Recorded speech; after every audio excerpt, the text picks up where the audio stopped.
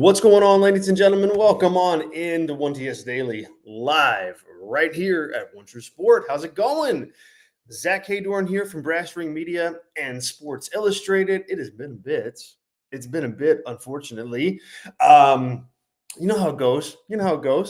Sometimes we got scheduling issues. Sometimes life happens, and happened to me last week. Was unable to kind of get the show rolling last week, but we're back. And we're here. We're here to talk wrestling, and it's a good day and a good week to be back because, boy, do we have a lot to get to. Royal Rumble, WrestleMania, Raw, all sorts of stuff coming out of a very busy weekend from Indianapolis. So glad to have you here with me. If you are watching live on YouTube, hello. Thanks so much for being here. If you're watching on Twitter X, thank you for joining as well. We are live with this show every single Monday, Tuesday, Wednesday, Thursday, and Friday, 11 a.m. Eastern, to talk with you about professional wrestling. What's going on? What's going on in the daily world of wrestling? How can we get you your daily fix? And that's what we do here with 1TS Daily on One True Sport. You can check out all of our coverage of the Royal Rumble in a couple different places. We have a lot of it. We did a post show after the Royal Rumble, Nocturnal Knockout. It's a Brass Ring Media podcast. Brass Ring Media is the shop that I run. It's like usually our post show kind of nighttime show that covers a wider range of topics. And we did post show right after the Royal Rumble. So you can check that out right now on YouTube. You can also check it out on the Brass Ring Media podcast feed. So if you want to check out all of the Brass Ring Media shows, we offer those all right here on the One True Sport YouTube channel, but also on our Brass Ring Media podcast feed, which you can download for free. That includes Nocturnal Knockout. It also includes all episodes of the Brass Ring Media podcast, which is a show that I host. It includes all of the Kick-Ass podcasts with Ashley Mann that she hosts. So you get a lot. You get a lot of great shows right to your mobile device, your phone, or wherever you listen to your podcast. So head over there, subscribe, and you can check out that post show. Also, I was live in Indianapolis for the show this weekend and got to cover it for Sports Illustrated. Got to see a lot. Got to feel the vibe, if you will, in Indy. And it's something else, man. Like, WWE has figured out a way to get its fans to spend not only a lot of money, but a lot of time, right? Like from Thursday on through Sunday, like it's crazy. Everybody walking around Indianapolis in WrestleMania shirts and belts and all these other accessories, right? Like, it's crazy. Like, they really did, they took over. And so, WWE likes to tout, their branding skills and their marketing, right? But I mean, a lot of what WWE needs to do is tip their hat to the fans that come out, because they showed out this weekend for sure in Indianapolis. I recorded a video. It's up on Brass Ring Media right now. You can check it out. Just kind of about my take on the whole weekend. I also wrote a long piece for SI about that. Hopefully you can find it. It's up on my socials. It's up on the Takedown on SI. Hopefully you guys check that out. But yeah, wild weekend. Hello to everybody who's joining the chat. We got the boss. Let's check in with him. Boss said, interesting pay-per-view. Eddie says, good morning, Yeet. And I joined Brass Ring this weekend. Wow, Eddie, thank you, man. I saw that. And boy, really appreciative of your business and your trust of us to give you strong value back for your money. So thank you. We'll be posting up our Royal Rumble review later this afternoon. So it's a good time to have gone and done that. Amy is in the chat. What's up, Amy? It's been a bit. Amy says, enjoyed the Royal Rumble. I did too. And let's start there. Let's start with the Royal Rumble. Let's let Amy kick us off. I think the Royal Rumble, well, first of all, Lucas Oil Stadium is quite the thing. I mean, quite the building. I it's massive, but inside it's beautiful. Like it's big, it's got big screens, it feels modern, but you don't feel like you know you're way far away in the building either from the action. It's loud. Whoa, whoa, whoa! What's with that yawn? It's Monday. It's loud. So like the pops and whatnot in with the for the Rumble in particular were really cool because you could really hear them. And it's constant kind of different levels of pops, right? Because you've got different people coming out, surprises, regular kind of mid-card WWE talent, like a whole range of pops. But like when things got, interesting, when you had Alexa Bliss, for example, huge pop. Jordan Grace got a really big pop. Jey Uso, of course, got a really big pop, as Eddie says. Roman, Seth, Punk, right? Cena. Oh man, John Cena, huge pop. Like, the acoustics in there I thought were really cool and really well done. So, they're gonna do two more major events inside Lucas Oil Stadium, and to me, that's a good thing. That's a good thing. I think that's a good venue. That's a good venue for WWE. It really is. So in the Men's Royal Rumble, that was the main event. Jey Uso throws out John Cena to win the match in what I would deem a tremendously big surprise finish for this year's Rumble. Like when you have that Royal Rumble stocked up with as much talent as they did, Punk and Cena and Roman and Rollins and Drew, right? Sammy, I mean, these big name guys. Thinking that somebody on Jay's level was going to win is kind of silly, I think. And, but there they go. They go for it, they do it. And now the question is, what does it mean? And what happens to the WrestleMania card? Like a part of like the Royal Rumble, I think, is you get your first piece of what the WrestleMania card will look like. And that's exciting. It's the biggest time of the year. It's the biggest show of the year. People look forward to, starting to piece together that card based on what happens in the Royal Rumble. And, Jay winning, I don't know that it allows for that.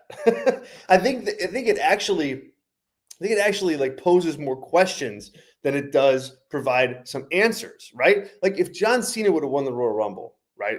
You could just go, okay, that makes sense. John Cena makes sense for him to wrestle in the main event of WrestleMania. You get to start figuring out and start playing around with, okay, who might he challenge? Is it Gunther? Is it Cody? Start moving the pieces around on the board. Same thing with any other of the other big stars, Punk, Roman, even Seth, even though I think he's not on the level of Jay, but I think he's closer to that than he is like some of those other guys. But now you've got Jay. You've got Jay there. And he is going to get this title shot. And what the announcers were calling the main event of WrestleMania. So they can always go back on that. Like I wouldn't read too much into those words. I just wouldn't at this point in time. But it doesn't give you the answers that you might want because you still have all the top guys that are going to be involved in big time matches open, right? Punk doesn't have an opponent. Seth doesn't have an opponent. Roman doesn't have an opponent. Cena doesn't, although I think he's got a pretty smooth avenue to one at this point. But those three guys, Punk, Roman, and Seth, what happens there? Right? Like, do you do a triple threat? To me, that doesn't feel like main event, and it doesn't feel like that's what you want to do with, I don't know, with CM Punk and Roman Reigns. It's just, I don't know. That that leaves more questions open. Is that really what you want to do? Is that a main event? Like, what is it really all that good? Is it really all that good? So Jey is interesting. I think Jey, I look, Jey was a surprise, right? We know that. Here's my take on Jey specifically. Jey Uso has been kind of in this weird middle ground about, like, is he really a top guy, or is he just an entrance? Right? Is he somebody that the WWE can put the company on his shoulders for a little bit and run? Or is it just, Rusev Day on steroids, right? Where it's kind of a flash in the pan gimmick, one note. I think he's somebody that you can try to go with here. And that's why I like this move. Sometimes in wrestling, you have to just go with somebody. You just got to go with them or her to see what happens, and try a push.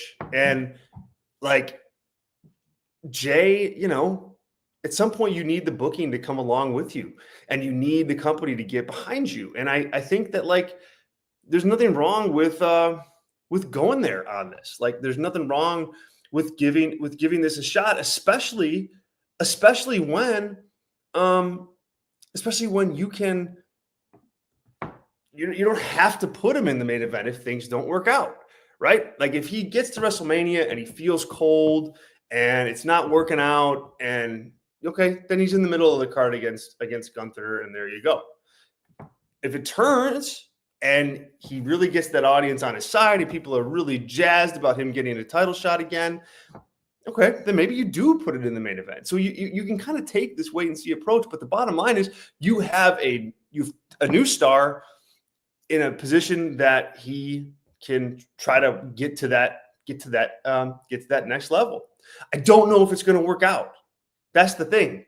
He's had title opportunities before. I don't know that he's drummed up the kind of momentum that his entrance would signify, right? Like, you see that entrance, you're like, wow, this whole audience is behind him. Crazy. But then when it comes time to wrestling the big matches, they're okay. And he loses, and people are just kind of like, and that's kind of it. So he's got to work hard to capture the attention of the audience now. And I think that you go with Jey here. Like, you put him in this spot. He eliminated Cena. You used up some valuable, like, booking props for him in terms of the Royal Rumble victory, right? You don't want that just to go to waste. You don't want this to just kind of fizzle away.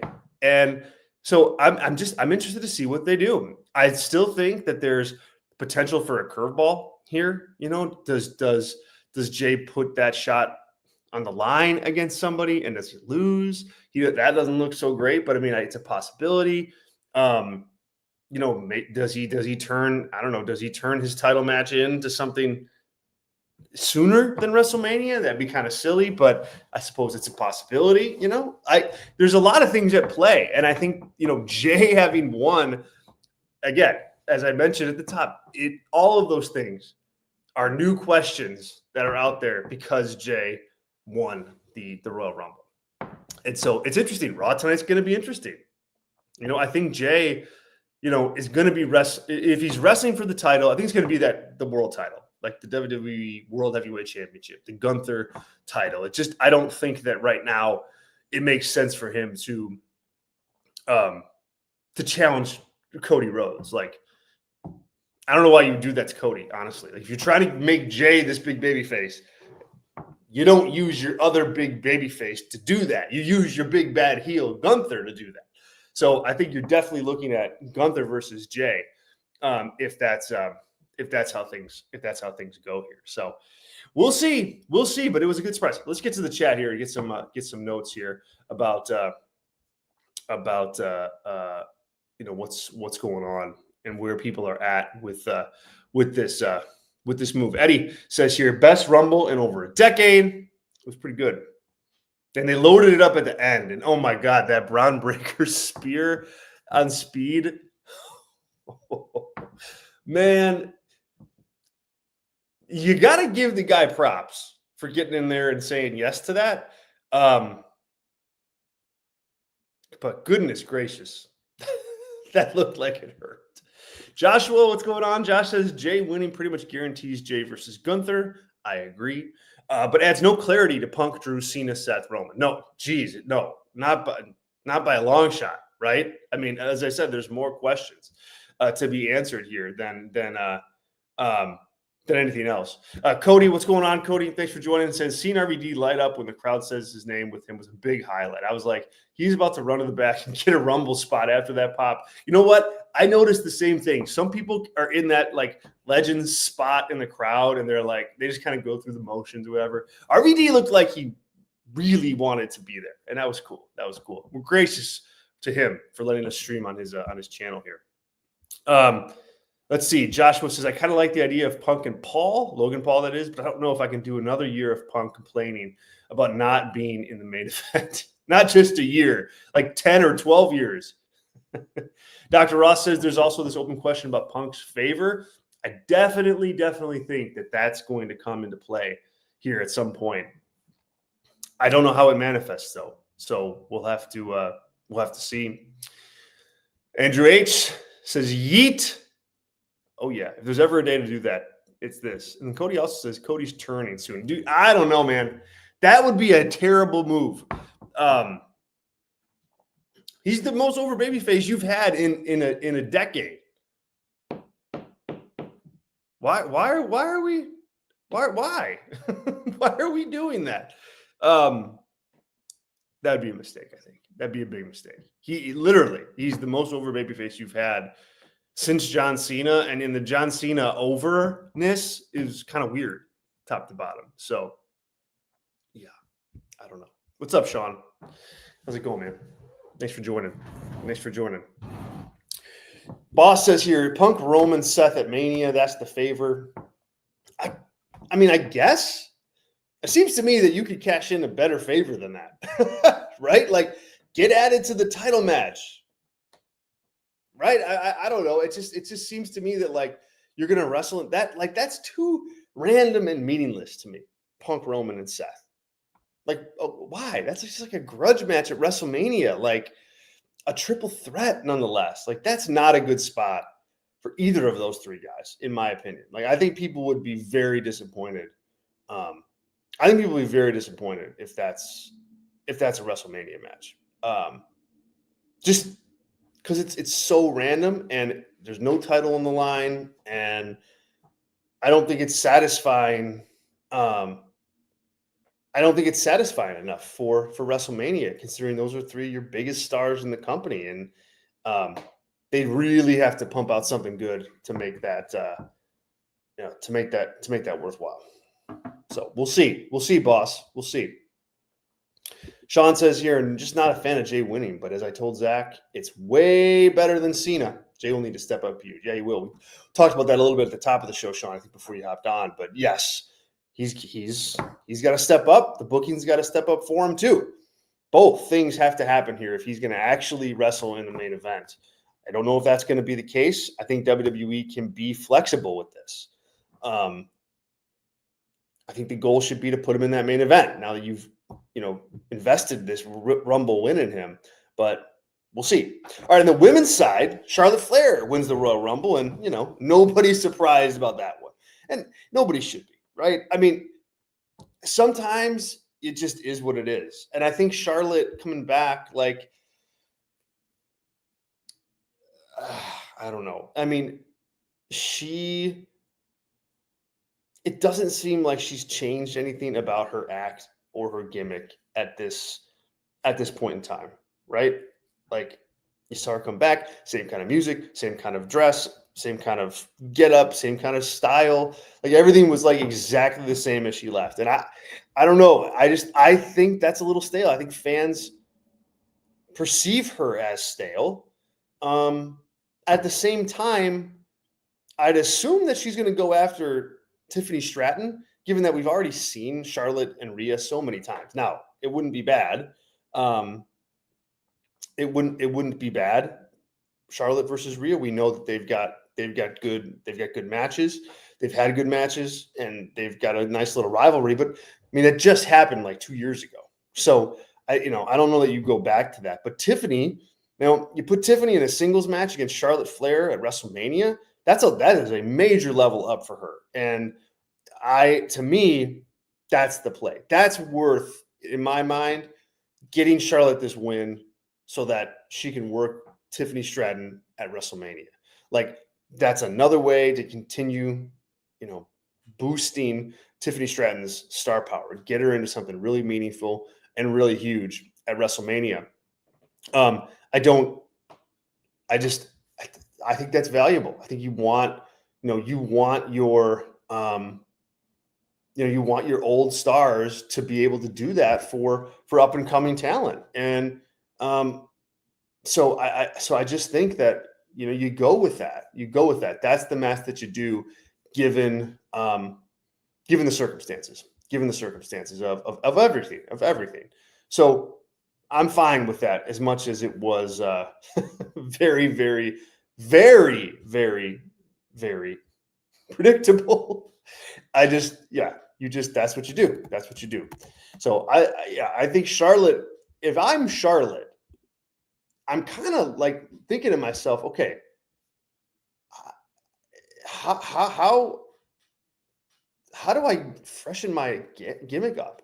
How do I freshen myself up? How do I do more or do something different to come across differently as a star? Like, I don't know. I think she just needs something else there. Like, I think she can keep the queen thing. She can keep like the brand of Charlotte and all of that, but just a little tweak here and there, I think would be really good. Like, I'm not calling for like this big, huge character overhaul. That would be just as silly. But there's something to be said for trying to stay fresh, and I don't think Charlotte has been fresh for at least 5 years. More than that, probably. More than that. We'll see.